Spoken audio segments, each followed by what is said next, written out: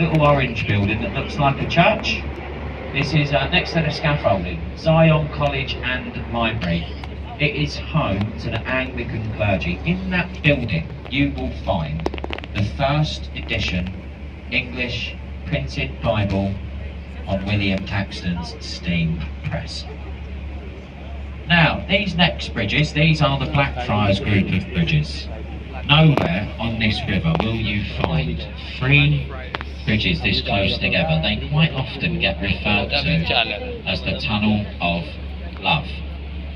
It is said, if you turn to a loved one, give them a quick kiss as you go through these bridges, it will grant you many years of happiness. If you're not with a loved one today, you've always got your husband or your wife.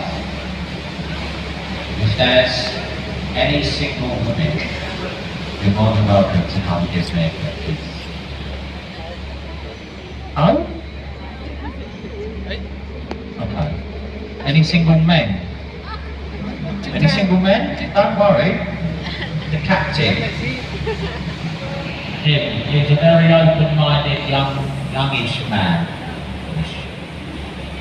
He gets a bit lonely, don't you, Mick? You get a bit lonely there, don't you, mate? To the left-hand side, we've got the magnificent dome, St Paul's Cathedral. So Christopher Wren's masterpiece, completed in 1710, took 35 years to be built, the second largest unsupported cathedral dome in the world. Only second to St Peter's in the Vatican City, standing 365 foot tall. To the right, over to the right-hand side, there's a large brown building with a chimney in the centre. This is the old Bankside Power Station. The old Bankside Power Station, it now houses the Tate's Modern Arts Gallery. The Tate's Modern Arts Gallery is free to enter.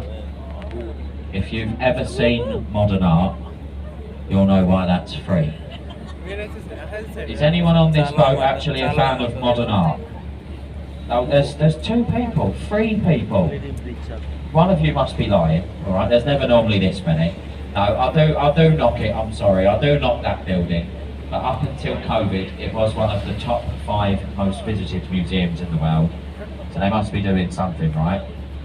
Or it's just because it's free, but I don't know anymore.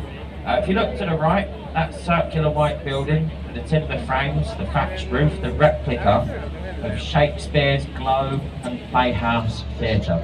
The only building in London to have a thatched roof since the Great Fire. You can see all Shakespearean plays acted out in period dress throughout the year. It is an open air theatre. If it rains, you'll get wet. Alright? Now in front of us, the next bridge is the Southwark Road Bridge. It is one of the most underused bridges here in London. They do say that the approach roads to this bridge, they're so well hidden in the back streets of London. Not many Londoners know this bridge exists. If you do see anyone up there, do give them a nice wave. Chances are they're more than likely lost. And as you'll see, it is rather empty up there. Alright, if you know the area, don't hesitate to shout out some directions to people. Now, does anyone on this boat like pubs? Yeah? Like, come on, this must be more than like 4 people here. There's a pub, look, it's a pub, right? It's a lovely pub. The Anchor Tavern of Bankside, one of the oldest pubs on the banks of the River Thames. It is said that William Shakespeare himself had a changing room in this Anchor Tavern when he was performing at the nearby Rose and Globe Theatres. Now that pub is where you'll find me and the captain in just over 4 hours. About 8 o'clock, I will be in there, me and the captain. It's where we go, which allows us to conduct all of the research that we do for these commentaries. Some nights we will be researching in that pub for about 4 hours. more than welcome to come and join us at 4 o'clock onwards, alright? No, 8 p.m. onwards. Pubs on the right now. To the right hand side, dominating the skyline, the Shard of Glass, London's tallest building. Offices, apartments, restaurants, a 5-star Shangri-La hotel, swimming pool and observation platforms. This bridge in front of us though, this is the world famous London Bridge. This is it, London Bridge. If you don't believe me, a few puzzled faces, if you don't believe me, just have a look to the left and they wrote the name on it. This is it, London Bridge. There's been a London Bridge on this site since the Roman era. It is the 5th London Bridge to span the river at this point. The previous one got sold to an American company for £1 million, taken down stone by stone, shipped off to America, re-erected over the man-made Lake Havasu on the edge of the Arizona Desert. If you look to the left, between the buildings, Sir Christopher Wren's monuments to the Great Fire of London. There it is, standing 202 feet tall. Lay it down in the direction we're travelling, it would reach a little baker's shop in Pudding Lane, where the Great Fire of London is said to have started.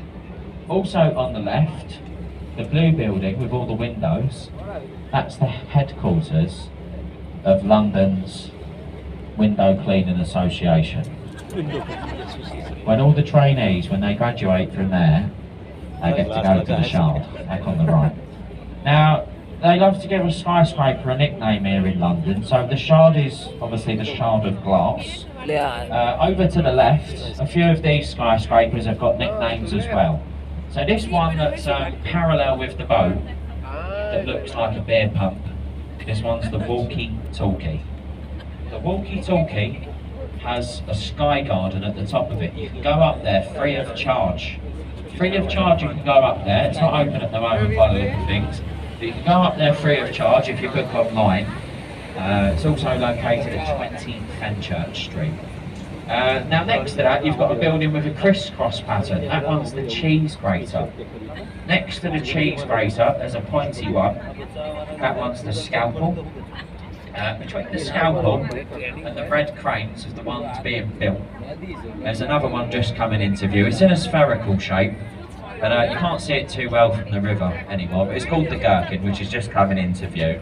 And originally we thought that that was going to be the headquarters of Ann Summers, but anyway. If you look to the right, over on the right hand side, look closely, you may or may not see it. It's painted in camouflage. There's a large warship to the right. This is the HMS Belfast. This is the heaviest of the lightweight cruisers. Permanently moored here as a museum to the British Naval Sea Power. Open 7 days a week. It's got 6 guns on forward, 6 more on aft. Thoroughly worth a visit. Thoroughly worth a visit. Just look at the sheer enjoyment on people's faces as you go past the ship, ladies and gents. No, it's alright on there, believe it or not. So, on the left, over to the left, the Tower of London. The bloody Tower. Unfortunately, from the river, you can't always see the bloody tower, because it's obstructed by the bloody trees. Now, construction started there in 1078 by William the Conqueror on the centre keep, the part in the middle with the 4